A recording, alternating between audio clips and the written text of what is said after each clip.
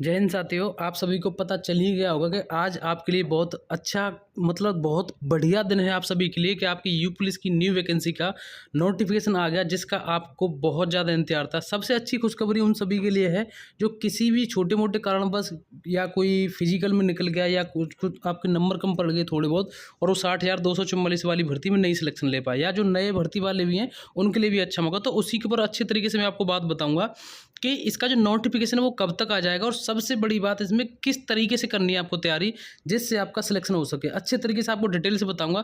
सबसे पहले तो मैं आपको ये बता दूं कि इसका जो नोटिफिकेशन है इसका जो नोटिफिकेशन है यहाँ पर मैं आपको बता दूं कि ये जो नोटिफिकेशन है आपका कि कब तक आएगा। देखो, आपने देख लिया होगा, मैंने आपको बता दिया था भर्ती बोर्ड के जो ऑफिशियल अकाउंट है ट्विटर अकाउंट पर, उस पर आपने देख लिया होगा कि जितने भी यूपीएसआई हो या यूपी कांस्टेबल हो या यूपीएसएसएफ हो या जेल वार्डर हो, सभी के नोटिफिकेशन की कहा है उन्होंने अप्रैल के लिए। कब कहा है? अप्रैल के लिए उन्होंने कहा है। तो आप सभी को पता है कि अप्रैल में उन्होंने, अगर भर्ती बोर्ड ने कहा है तो कुछ न कुछ सोच समझ करके ही कहा होगा।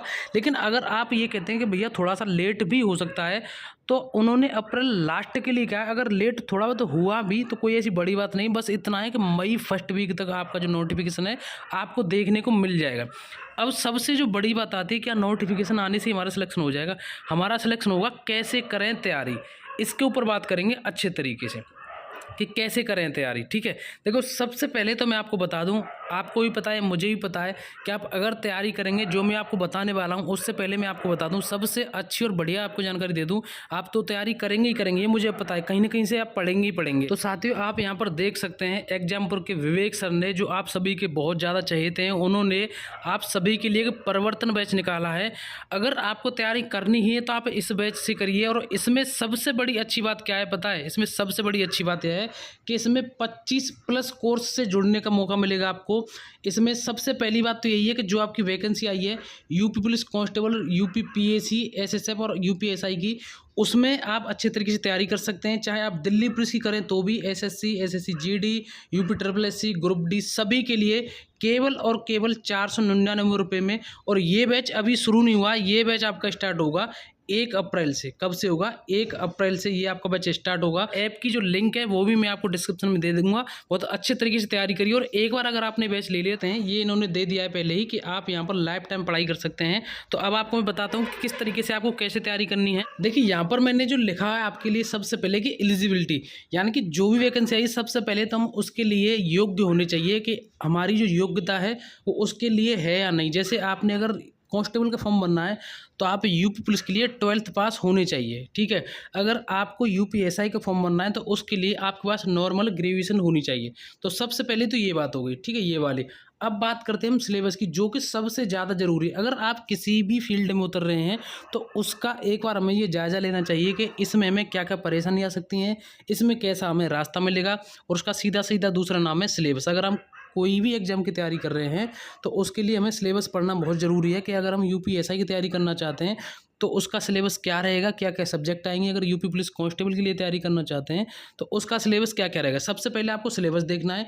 अगर आप सिलेबस देख लेते हैं उसके बाद फिर आपको उसके पीवाईक्यू लगाने हैं, उसके पीवाईक्यू सॉल्व करने हैं। उससे आपका फ़ायदा ये होगा कि आपको ये अंदाज़ा लगेगा कि हमारा जो पेपर है, जैसे मान लो कि आपको यूपी कांस्टेबल की तैयारी करनी है या यूपीएसआई की तैयारी करनी है, तो पीवाईक्यू जब आप लगाएंगे तभी तो आपको पता चलेगा कि उसका जो पेपर का लेवल है वो किस तरीके का आता है। क्योंकि पीवाईक्यू में सारे प्रश्न वही रहते हैं जो पहले एग्जाम में प्रीवियस ईयर क्वेश्चन बोलते हैं इनको, जो पहले एग्जाम में आ चुके हैं। ठीक है, तो उससे आप ये अंदाजा लगा लेंगे। उसके बाद जो आपको जो चौथा स्टेप मैंने यहाँ पर दिखा हुआ है कि स्मार्ट वर्क। अब हार्ड वर्क तो सब कोई करता रहता है कि अगर आप 24 घंटे पढ़ेंगे तो उससे सिलेक्शन थोड़ी ना हो जाएगा। आपको चाहिए स्मार्ट वर्क, यानी कि जिस एग्जाम के लिए आप तैयारी कर रहे हैं उसमें सबसे ज़रूरी ऐसा क्या है जो हमें पढ़ना है। कुछ चीज़ें ऐसी भी होती हैं जो हमें छोड़नी है, और ये सारी चीज़ें पता कहाँ से लगेगी? ये सारी चीज़ें पता लगेगी आपके पीवाईक्यू से। क्योंकि कुछ चीज़ें आपको ऐसी देखने को मिलेंगी जो किसी भी टाइम के पेपर में, जो प्रीवियस ईयर हैं, उनमें आपको किसी एक ऐसा कुछ टॉपिक मिलेंगे जिनसे आपको प्रश्न ही नहीं मिलेंगे। तो आपको उससे अंदाजा लगेगा ये टॉपिक ऐसे हैं जिन पर हमें कम ध्यान देना है या पढ़ने नहीं है। ठीक है, तो ये आपके लिए बहुत ज़्यादा ज़रूरी है, आपके लिए सिलेबस और आपके पीवाईक्यू। ठीक है, तो इस तरीके से तैयारी करनी है। और दूसरी बात, मैं आपको पर डे आपको वीडियो के माध्यम से या आपको पोस्ट के माध्यम से ये अच्छी अच्छी जो ज़रूरी बात होंगी वो मैं आपको बताता रहूँगा कि आपको किस तरीके से तैयारी करनी है, कहाँ कहाँ से किस किस बुक से कैसे तैयारी करनी है। मैं आपके लिए जैसे पहले जुड़ा रहा था आपके साथ हर टाइम तक, एग्जाम तक, फिजिकल तक, अब तक ऐसे ही इस भर्ती में भी जुड़े रहेंगे। और भी आपको कोई क्वेरी है, आपको कुछ पूछना है, आप कमेंट करके मुझे आराम से बता सकते हैं। अगर चैनल पर नए आए हैं तो चैनल को जरूर सब्सक्राइब कर लीजिए, क्योंकि जो भी मैं वीडियो डालूंगा उसकी टाइम से आप पास अपडेट पहुंच जाएगी, वीडियो आ चुकी है। और कमेंट करके एक बार जरूर बताना आप अगर नए तैयारी करना चाहते हैं, आपको किस सब्जेक्ट में दिक्कत है या किसके ऊपर अगली वीडियो बनाई जाए। ठीक है, तो आज के लिए बस इतना ही, मिलेंगे नेक्स्ट वीडियो में। जय हिंद, नमस्कार, राम राम।